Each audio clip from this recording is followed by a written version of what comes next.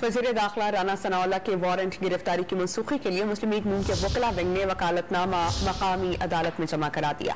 अदालत ने anti corruption को नोटिस जारी कर दिया है। इस पर हम बात करते हैं डॉन न्यूज़ के नुमाइंदे ताहिर नसीर से। ताहिर, बताइएगा। जी देखिए, वज़ीर दाखिला राना सनाउल्लाह के एंटी करप्शन सर्कल में 3 दिन कबल वारंट गिरफ्तारी हासिल किए गए। नाकाबिल जमानत वारंट गिरफ्तारी थे।